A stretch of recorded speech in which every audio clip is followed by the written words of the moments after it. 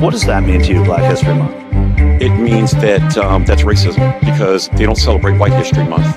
We don't have it. I'm part Italian. I don't have Italian History Month. So what I think it's doing is perpetuating what this divide is in our nation, quite honestly, because I don't feel like that should be highlighted. I don't think that they should be pushing their agenda on myself because I'm a straight male, I have a wife, and I have children. I don't think that I should have to be bombarded and brainwashed through media, through those months or Pride, Black History. I don't think that's something that should be, dictated to me. Is it a learning opportunity? Not at all, because when I was in school, we learned, certain Black leaders, things like that. I don't need to hear it every single year for a whole month. You're not a fascist. You're just a fear-mongering liberal who doesn't like what he's doing. All right. First of all, you mouth breather, I want you to spell and define the word fascist. And then after that, we're gonna go down the timeline of Trump's actions and you're gonna tell me where you draw the fucking line. Like, how about the fact that now new hires at the federal government have to write essays praising Trump and his policies? Or maybe it's the fact that when he visits soldiers, they're pre-screened for both appearance and political alignment to make sure that neither are gonna bother Trump. Are those things fascist? Or what about when a U.S. senator is handcuffed and dragged out of a press conference by Trump's personal army of sycophantic nutjobs for asking a fucking question? And let's not forget the threat of immense force against people protesting the $40 million small in the pants parade that this piece of shit is throwing himself, that we're all fucking paying for. And if those things don't trip your fucking trigger, I want you to ask yourself one simple question. Would I be okay with it if Joe Biden did these things? Because if you wouldn't be, which we all fucking know to be true, you should either shut the fuck up and put yourself on the right side of history or get fucked. New footage shows Donald Trump looking incredibly depressed at his birthday parade in Washington, D.C. He's sad that nobody showed up. Take a look.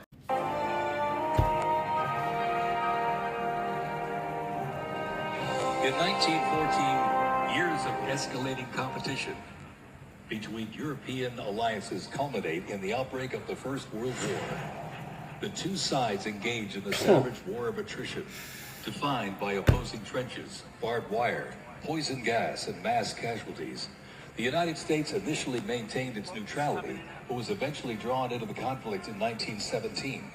Despite having less than 130,000 soldiers at the beginning, the Army eventually grew to over 4 million, with nearly 2 million. He truly looks inconsolable. He's upset that nobody showed up to his birthday party. Nobody went to the parade. It was raining all day. And meanwhile, millions of Americans were out in the streets protesting against him. Donald Trump's birthday today ended up being one of the worst days for him of his presidency. And I enjoyed every moment, I gotta be honest. The White House is asking Americans to turn in.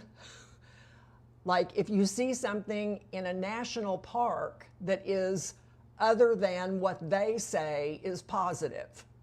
For instance, if it's a monument to slavery, or if it's a monument to, if it mentions anything about the Jim Crow era, or a monument to Native Americans maybe, where land was taken, or Japanese internment, anything like that, the White House is asking Americans to turn in those places.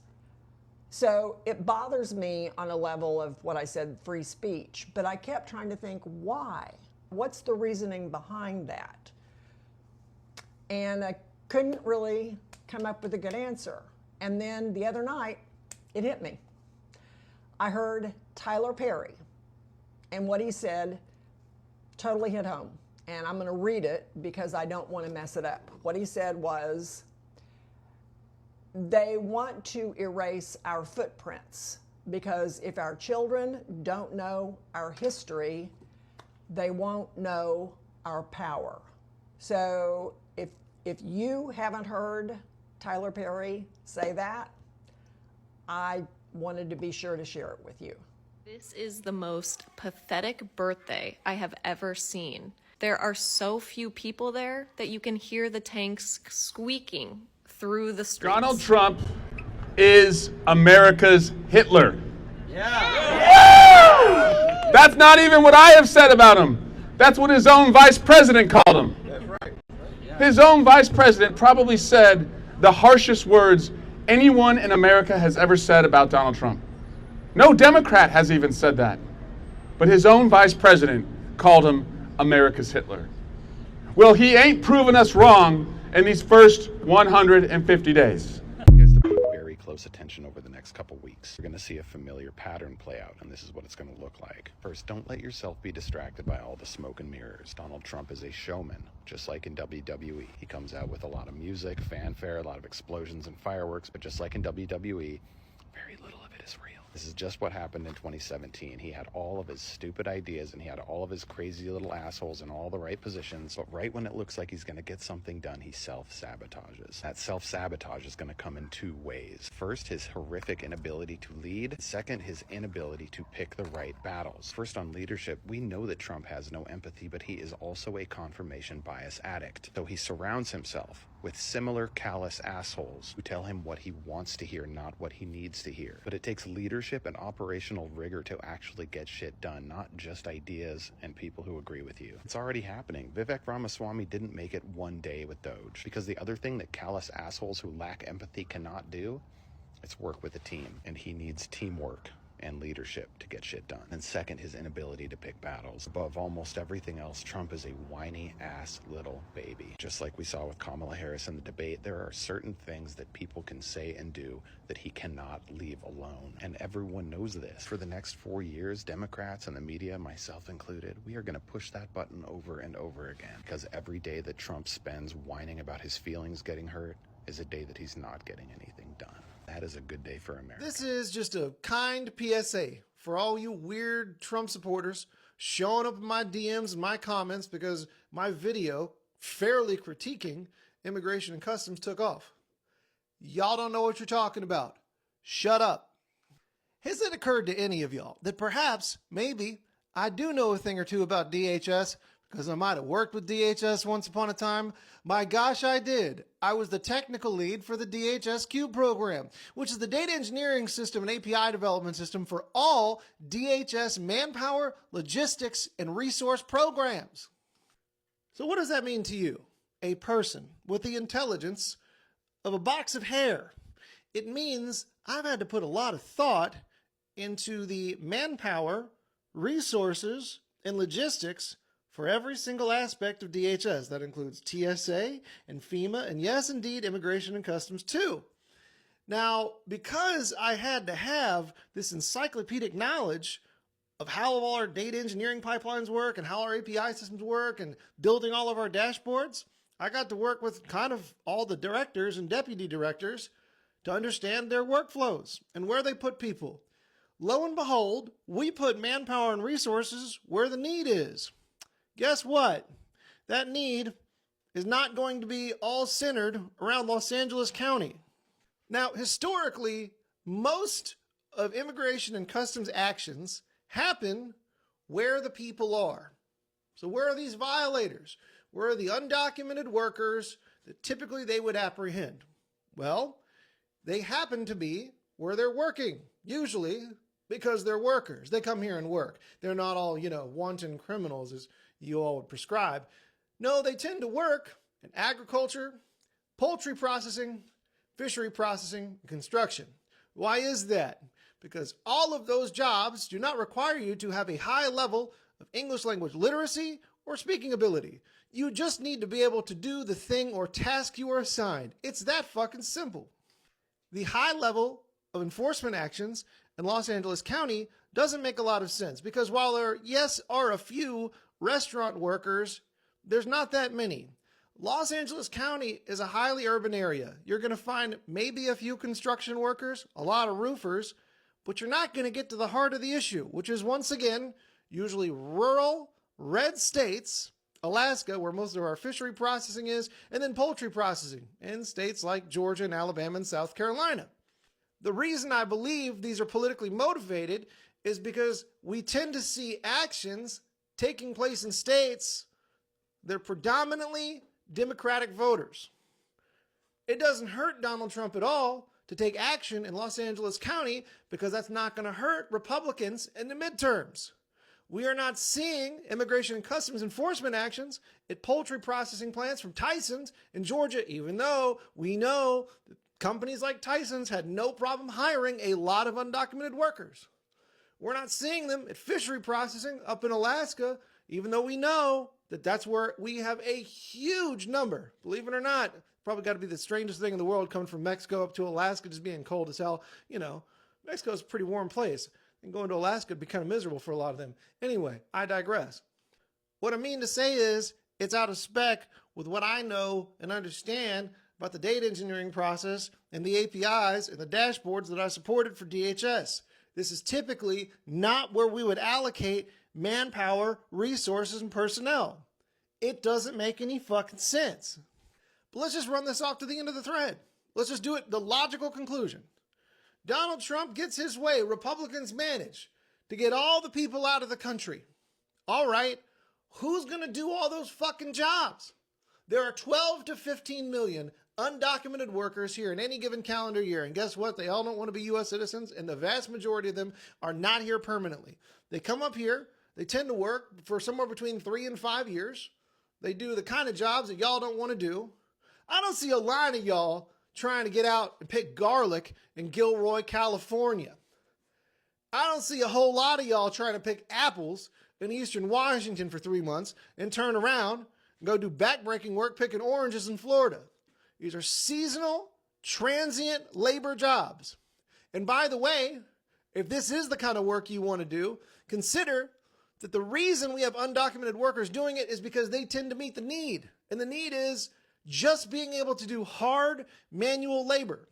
If you were an American and you received a K through 12 education for free, and you managed to do all that and still only be able to do manual labor, that's a you problem, not an immigrant problem.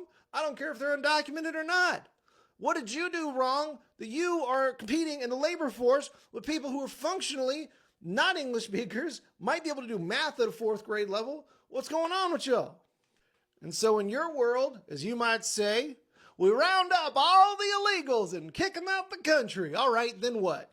They're going to come right back because we don't have the ability to keep them out in the first place. We would spend hundreds of billions of dollars on an enforcement action, the deportations, the detentions, for-profit private prisons like CoreCivic and Geo Group would be banking up. And guess what? We'd be right back where we started because we don't have the ability to keep people out. How do you think it is most of these people are coming here? I'm going to give you a hint. It's not the coyotes. It's not crossing the border on foot. It's in the air. It's airplanes. Here's the playbook. In fact, there's entire websites dedicated to this, and they teach people how to do it. You see, the American tourism industry is strong, and if you want to come here, here's what you do. You take your wife and one of your kids, maybe 2 of your kids, and you get tickets to Disney World. And you get an airplane ticket, round trip, and you get a hotel. And when you're coming into the country, you pretend you're on vacation. And customs isn't going to stop you from going to Disneyland, not if you have a return ticket. And guess what? Your wife and your kids, they may go to Disneyland, and then you're just not going to go back with them. That's all it is. The reason is because it's an opportunity cost problem.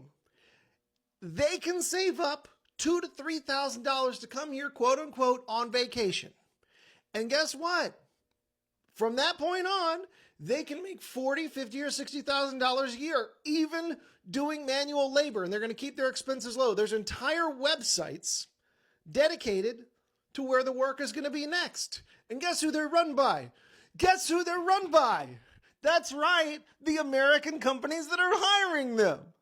Do you think there's just some sort of magical process where 90 fishery processors are needed and then like 90 show up to do the job? How do you think that happens? No, they have smartphones and the internet. The American companies are posting these jobs and they have special secret language to let people know that they're more than happy to pay people under the table in cash. God forbid we hold any of these companies accountable for basically only wanting to hire undocumented workers because they're cheaper, because they don't have to be paid workers' compensation, because they don't have to pay unemployment insurance or any of those things. How is it that we think all this labor is getting done when they don't have labor on their books? The IRS just is like, well, we don't know. We don't know. Here's a fun fact for you. Oh, yeah. 1 in 27 people in this country right now is an undocumented worker. Good thing we don't have like a weird history of creating de facto second-class citizens. Hey, look, y'all. I get it. You might hate it. You might be like, oh, they're all criminals. They're not. They're all here to just, no, they're not. But they're all here to, no, they're just here to work, shut up. The No Kings movement just took over your feed, and the numbers are wild. Here's what's actually going down. Today's not just Flag Day or Trump's 79th birthday. Across the states, it's the launchpad for what could be the biggest protest of the year. The No Kings movement is rallying in nearly 2,000 cities, coast to coast, with millions of people stepping out shouting, "No thrones, no crowns, no kings." So what's got everyone riled up? Organizers say it's about standing up to authoritarianism, billionaire-first politics, and the militarization of democracy. They are pushing back against new immigration sweeps, civil rights crackdowns, and yeah, a massive $45 million military parade rolling through DC right now. The flagship event, Philly. Expect up to 100,000 protesters, road closures around Love Park, and the city buzzing with energy. Internationally, folks are marching in solidarity from London to Mexico City. This isn't just a US thing, it's global. Now, not everyone's thrilled. The National Guard is on standby in places like LA and Texas, and police are promising a zero-tolerance approach to violence. Organizers are crystal clear: keep it peaceful, follow the marshals, don't engage with police. Over 4,000 volunteer marshals are trained to de-escalate, so listen up and keep it chill. Whether you're watching from home or in the crowds, the energy is unreal. Protesters say, "We're here to prove real power comes from the people, not politicians," right? So what do you think? Is this history in the making or just another day of headlines? Drop your take in the comments, tag your city, and hit follow for all the latest. Remember, #NoKings 2025. Stay safe out there. My favorite protest sign is, "We fought a king in 1775, a dictator in 1945, we'll fight whatever the hell this is in 2025. New data reveals the money being spent on Trump's military birthday parade happening this Saturday, paid for by taxpayers, could feed every single homeless veteran in America for more than 4 months. If there's money for his parade, there's money for Medicaid. According to Caroline Leavitt, the Trump administration won't be recognizing Pride Month and thinks it's silly to throw a parade for just 7% of the population, which is why they're throwing a $100 million parade for just one man's ego instead. On the day of Trump's military birthday parade, there are also going to be counter-protests all over the country. The event and the specific day, June 14th, is being called No Kings Day because Trump is acting like a king and people everywhere are really disturbed. NoKingsDay.org lays out everything that's going on. You can also search by your zip code to figure out what's closest to you. They're hosting trainings and information sessions leading up to the event that you can sign up for, and I've attached an LINK to my page where you can RSVP for whatever's closest to you. And lastly, if you donate your $400K salary but then spend $90 million on a birthday parade, you're still $89,600,000 in the hole,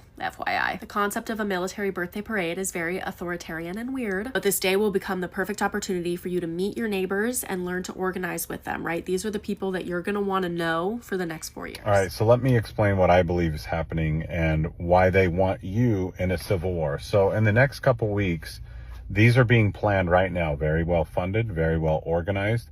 At a city near you, we're going to have a riot. It's not just protests, full-on riots. And if you watch this video, what's happening?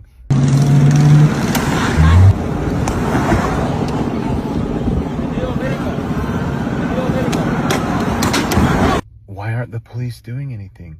Why aren't they stopping and arresting these people? Well, most of these agencies where these riots are happening are liberal-led agencies. They are, in my belief, telling them to stand down. Why? Why are they dropping off bricks? Everywhere across America, they're dropping off these pallets of bricks. Why?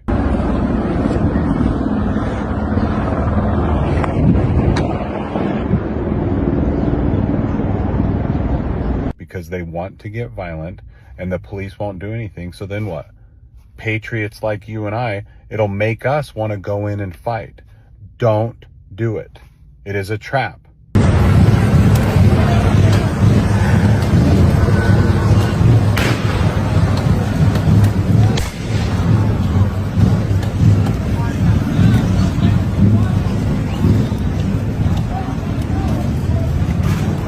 They're trying to suck us in so that all the patriots are going to go, and then we're going marching right into their trap for the civil war that they want. So what's the answer as hell breaks loose and violence ensues throughout these cities? Are we going to go save their cities? They're already gone. So get a food storage, get right with God, get out of major cities when it starts getting bad. Do not fight with these people. That's exactly what they want. It's a trap. It's a trap. It's a trap. I promise you. You wrote, The only white people that came to America and didn't experience racism were the British. Irish immigrants, Italian immigrants, Russian immigrants all experienced racism when they got here. What's something that each one of those ethnic groups have in common? Could it be that they all have pale skin? While yes, it is absolutely true that many pale-skinned immigrants were discriminated against when they arrived in the United States, none of them experienced racism because each and every single one of them were able to assimilate into whiteness. It was mostly white people today. White people. And I'm not an emotional person. I don't cry. I don't get emotional. I'm emotional right now because I feel for the first time ever a sense of hope to know that every white person out there is not racist, that not everybody supports Trump, because I'm here in Tennessee and that's how it feels sometimes. But today when I looked at those protests, I saw the streets lined with all kinds of people, but the large majority of white people that said this is enough.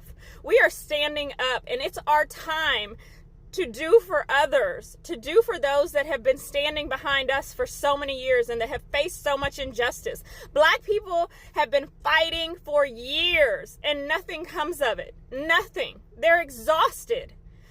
Hispanics can't leave the house. Anybody with brown skin is afraid to even leave the house. So to know that we cared enough today means we're moving in the right direction.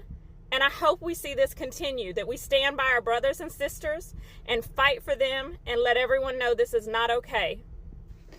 So the answer to this one's a little tricky.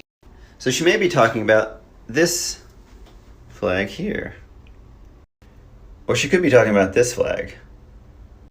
When most people talk about a black flag, they're talking about this one here. If you notice, it's basically the full American flag, but all the threading is black and the entire material is black. Now, the fully black flag is basically representative of the give no quarter flag, which is sort of the opposite of a surrender flag. It's the opposite of a white flag. In times of war, people would fly that flag when they're like, we're not going to give up and we are definitely going to just keep fighting. Now, if we're talking about the other flag, there's no real consensus yet about what that flag really means. It's just a black and white flag, basically. When it has the blue line in it, on the other hand, then it becomes something different. Now, I can't really pretend to know what it's like to be in war, and I like to think of myself as a pacifist, but I'm sure there are times in war that you just have to press forward and that the black flag is the only option to fly to defend yourself. A group of veterans just broke through the barrier in front of the Capitol building, and they're currently holding a sit-in on the Capitol steps, demanding that the government take military off of United States streets. Let's watch it happen.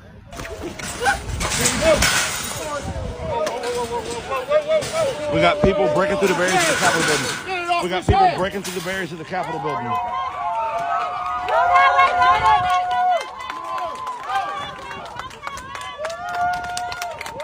There's people that are breaking through the barriers of the Capitol building, rushing the Capitol steps. We got people rushing the Capitol steps right now.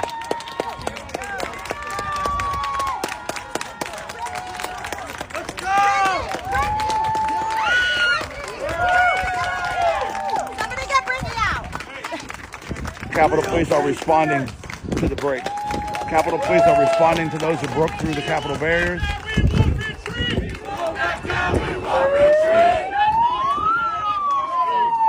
They're taking a seat. They're taking a seat on the Capitol steps. Other side of the bike rack. They're taking a seat on the Capitol steps. Pay attention. What's going on?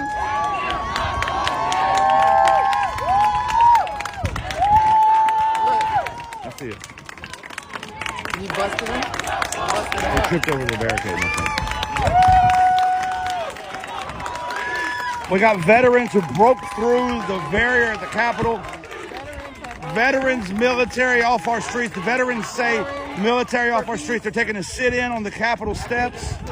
To sit in on the Capitol steps, breaking through the barrier. Capitol Police responded to it. You're dead. A lot of you have seen that video where that Florida man warned protesters they'd be graveyard dead if they showed up and messed with him. Let's see how they do it in Texas. I'm looking at 4 philosophies that I have here with these protests. Reasonable, it's restricting the fewest freedoms possible. I want people to protest. I will be there with you. I will facilitate that as best I can. Peaceful protest and peaceful assembly. Disarming, limiting the use of force, the coercion and intrusiveness. I don't want officers to have to make arrests. I don't want officers to use force. focused. We target only harmful behaviors and conditions. So the goal is, within a crowd, agitators are really good at hiding behind people that are there to peacefully assemble. And what they do is they'll create this chaos. We're going to have targeted enforcement into those people and remove them from the protest and allow this protest to continue on. That's the tone we're looking for. That's how you do it. So maybe, crazy idea, we should put more women in charge. That's Austin Police Chief Lisa Davis telling protesters, show up peacefully, show up in protest, but if agitators show up, they will be removed. No words of graveyard dead, we're gonna sick them dogs on you. That is how you address the public. Because if you've been in a customer service job, the energy you put toward the customer is the energy you're gonna get back. In the art of de-escalation, if you start at an 11, you're never gonna get back down to a 1. So it is important for leaders to effectively communicate with the public. And Lisa Davis appears at least to have the messaging on point there. And it is a stark contrast to the Florida man. Graveyard dead, everybody. So I just say this again, if you're out there protesting today, please be safe. If you find agitators, remove yourself from that situation. But be safe, be loud, show up, let the world know in America, there are no kings. It is we the people. Happy birthday, King Trump. Happy birthday, King Trump. Happy birthday, happy birthday, happy birthday, King Trump. I mean, that's a totally normal thing to do, right? Definitely not a cult. That's definitely something you wouldn't do if you were in a cult. I mean, who doesn't channel their backwoods bayou Marilyn Monroe to come on and wish their president a happy birthday? Totally normal. Nothing out of the norm here. Yeah. Definitely not a cult. Definitely not a cult. It's official. There's no way he won the election in 2024. Look at all the people on the streets right now. There's no way. He lost. Damn, man, if y'all had Trump back in the 50s or 60s, y'all could have went ahead and got rid of all the black people, too, and just had a white fucking America totally, you bunch of racist, prejudiced motherfucker against brown people. Y'all motherfuckers down there 38 days ago at the Mexican restaurant celebrating Cinco de Mayo with all your Mexican buddies that you worked with, and then you fucking 38 days later, ship them out of here, off with their heads, off with their heads. We support our fucking dictator Trump. Right, dumb mother. My name is Paul Cruz. I was a sergeant first class in the U.S. Army. I served on active duty from 2004 until 2012. I served in the U.S. Army Reserves from 2012 until 2021. I was an intelligence analyst, tactical information operations planner, and instructor. I'm asking anyone who served, who raised their hands, to remember the oaths they took. I deployed to Iraq in 2008 and 2009 with 3rd Brigade, 25th Infantry Division. I'm asking everyone out there who raised their hand to just think about what's going on. And you took an oath to the Constitution. Remember that you took an oath to the Constitution and not loyalty to one person. And that there are such things as unlawful orders. The Nuremberg trials, the defense, I was only following orders, wasn't good enough. Not good enough then, it's not good enough now. I'm just asking you to take it into consideration. And for everyone that's going to be out protesting, and No Kings protests or the veterans protests and ICE protests, doesn't matter. If you're out this weekend and you're in a major city and things are going on, be peaceful. Exercise your First Amendment rights. Those are protected. The right to assemble peaceably without burning cars to the ground. And I know that the situation was exaggerated by the media and other factors. But we need to take into consideration that don't give them a reason. Tight, chill, bro. I'm trying to record. Just don't give them a reason, is what I'm saying. Don't give them a reason at all to, they're looking for one. Just don't give them what they want. Like, if everybody just, the soldiers that are going to be there and the Marines and even the cops, they're tired. They're going to be really irritable. They're not going to want, so just don't engage, try to help and be calm and soothe everything out. And I know that this is difficult, but we need to remember who the real enemy is. They've got everybody fighting over who's, immigrants and blaming these people for taking their jobs and blaming everything on, visas and programs and, all our money is going overseas. No, your money's been going into the pockets of politicians. Your money's been going into the pockets of all of these billionaires. They've been making excuses. It's everyone else. Everyone else's fault. It's just them. It's just them. That's the real enemy. The rest of us need to realize, and I know that's difficult because I know a lot of people look at the civil rights movement and say, hey, where were, the Latinos, where were the other groups at that time? And I understand that. Absolutely. I think I get it. So I can't say nothing about it. We just got to keep fighting. But I feel that we have to come together in this, and I feel that we will. I have faith that we will, and I'm doing my best to make sure that that's true. So again, just remember you have your oaths, and just remember, why did you put that uniform on? I'll share some information later, but a friend of mine posted a meme that I thought was celebrating soldiers, fighting against American civilians, and I could not keep my mouth shut on that. So I honestly, is this who we are? Is this who we are now?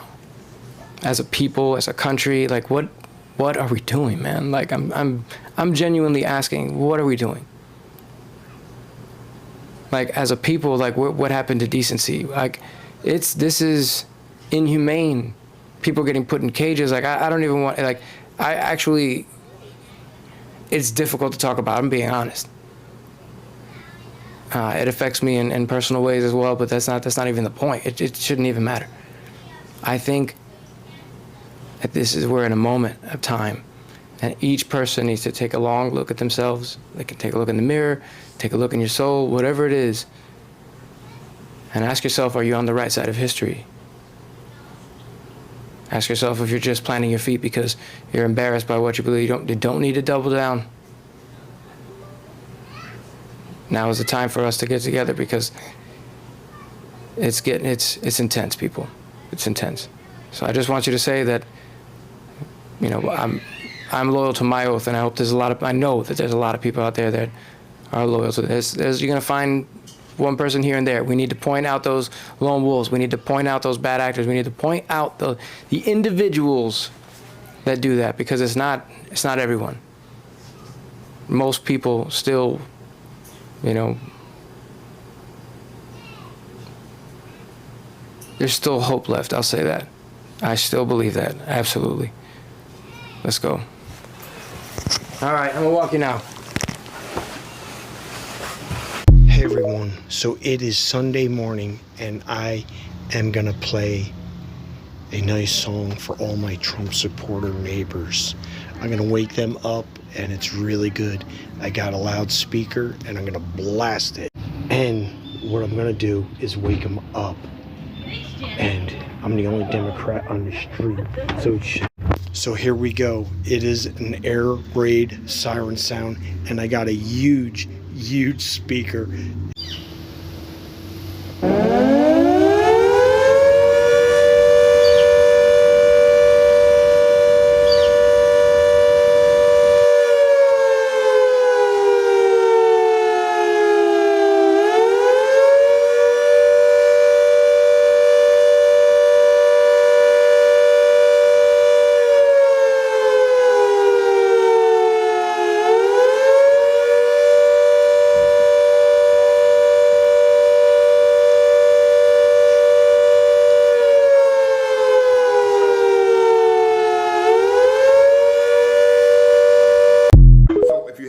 already because the mainstream media isn't covering it.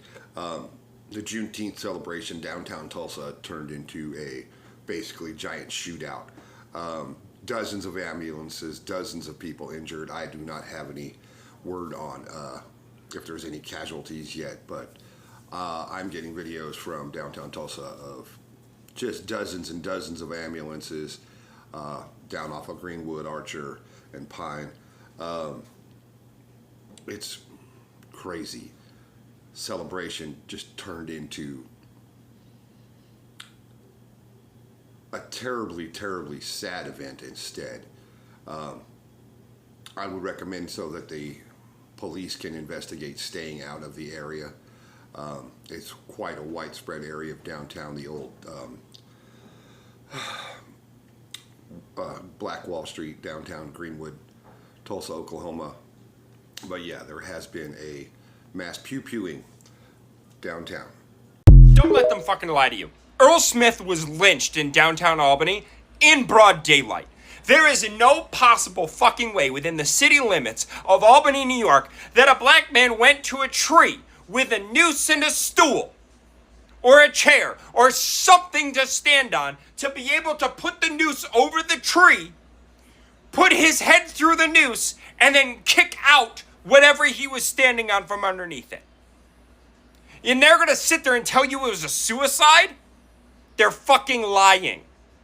Racist fucks. I went to school in Cobleskill, and there were students that would brag about wanting to do a lynching in Cobleskill, which is less than a half hour from Albany, New York. Don't let them fucking lie to you. Upstate New York is racist as fucking shit. A black man named Earl Smith was lynched within the city limits of Albany, New York.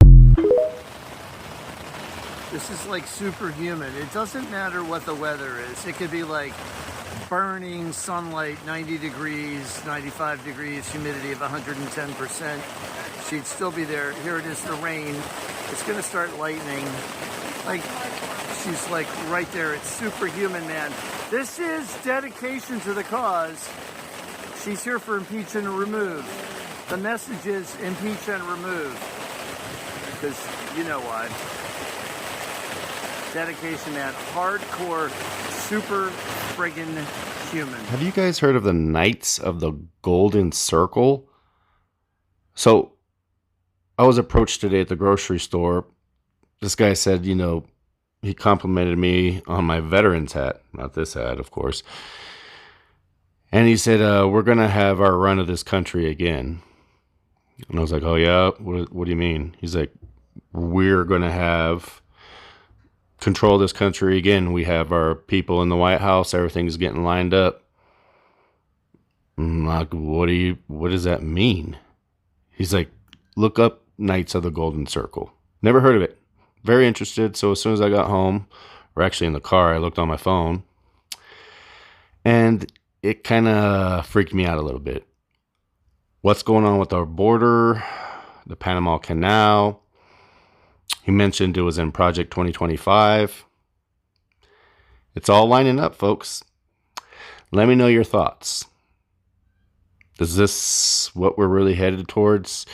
Bringing in more white racists, kicking out the brown people, a game show involving immigrants and the citizenship, militarizing our border. This is wow.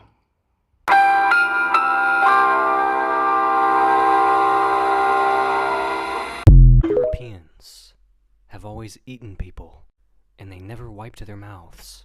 This isn't a metaphor. Not cultural cannibalism. Not, oh, capitalism chews up labor. No, they literally devoured people. Bit by bit. Bone by bone. Organs braised. Blood fermented. Genitals dried like citrus peel. In a spice rack of colonial science. This isn't a fringe tale. It's the spine of their entire civilization. Europe is a charcuterie board of the colonized. And it has been eating other people's bodies. Black, brown, indigenous, and alive. for over 700 years. From slave ship to dissection table, Europe treated the black body like a side of beef, cut, rendered, labeled, and sold. In Senegal, French doctors boiled black corpses to extract medicinal oil, literally bottling up human fat like it was argan serum for the Enlightenment skincare routine. Karl Peters, Germany's sadistic colonial governor, murdered Africans and mailed their body parts home like souvenirs from a flesh safari. Enslaved black women like Anarcha, Lucy, and Betsy were cut open, stitched without anesthesia, and had their uteruses extracted by J. Marion Sims, who kept their tissue in jars for research. You ever been sliced into while awake, naked and screaming, just so a white man can get his name on a hospital wing? That's not science. That's dinner prep. Their breasts were groped, their vaginas harvested, their milk stolen, their wombs auctioned. That is cannibalism. Europeans landed in the Americas, starving and stupid, and decided to eat the hosts. Spanish conquistadors fed babies to dogs alive, called it feeding pork. Las Casas said they tossed them into the mouths of dogs while they were still crying out for their mothers. In California, white settlers during the gold rush roasted indigenous children over open fires and bragged about the flavor. In Brazil, the Portuguese captured Tupinamba bodies and sent them back pickled in barrels, labeled as botanical samples. And then came the skull harvest. Indigenous people were beheaded, boiled, and their skulls cracked open for cranial science. Some were eaten, others were smoked, painted, or turned into pen holders in French salons. They didn't just kill indigenous people. They smoked them like jerky.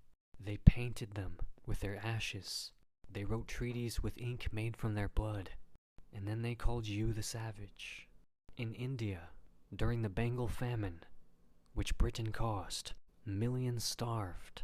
So British doctors collected the corpses, sliced out the livers, and tested nutritional theories by boiling Indian tissues and feeding it to prisoners. In Vietnam, the French used live Vietnamese bodies as meat labs, injecting them with cadaver juices, testing digestive breakdown of human organs, and collecting fecal data after feeding them rendered tissue. Imagine someone dying of hunger and the colonizer standing over them, whispering, "Great, now we can see how your spleen breaks down under duress." That's not medicine. That's fine dining for the empire. Truganini, the last full-blooded Palawa woman of Tasmania, was promised peace in death. Instead, she was dug up, skinned, and her bones put on display for 80 years.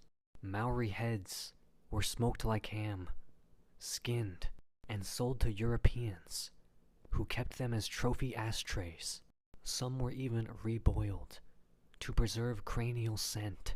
Missionaries came to baptize, scientists came to butcher, and museum curators came to arrange your grandmother's skull next to a tea set. Palestinian corpses were harvested for corneas, bones, and heart valves, many of which were flown to European labs and research hospitals for transplant science. This was still happening in 2009. Stolen Congolese blood was used to test European hemoglobin standards.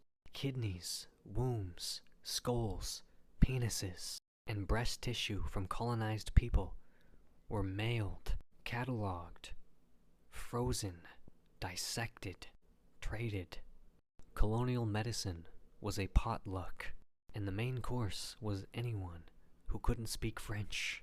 The British Museum still has over 18,000 human remains, many of them from people they raped killed or starved. Some were used in 19th century tasting experiments. Yes, actual taste. They licked, sniffed, and consumed preserved human samples to measure racial flavor profiles. The museum wasn't built after the feast. It is the feast. Peter Thiel, billionaire vampire, invests in young people's blood transfusions to stay youthful. The fertility industry harvests brown women's eggs, rents black and Asian wombs, and calls it global surrogacy. Plasma clinics extract blood from the poor and sell it to white hospitals at a 400% markup. One Spanish study called it, the most nutritious plasma comes from Africans. And you thought cannibalism was extinct. No, no, no. They just put it in a lab coat and called it innovation. Europeans have always eaten people. They ate African uteruses, indigenous babies, Asian spleens, Pacific skulls, Palestinian heart valves, Latin American liver samples, Global South plasma, black girl ovaries. They bottled your blood. They froze your marrow. They sterilized your mothers. They dissected your ancestors. They auctioned your skin. And then they called you uncivilized. So let me say it louder. Europeans have always eaten people. They ate you. They ate your gods. They ate your children. And they're still licking their fingers. Go. Man, how am I just finding out that Mexican drug cartels are being trained by Israelis on how to get rid of dead bodies? Allah bad guy, bro. Why am I not surprised? Furthermore, they're using a spyware called Pegasus. Israeli made. Don't believe me? Look it up.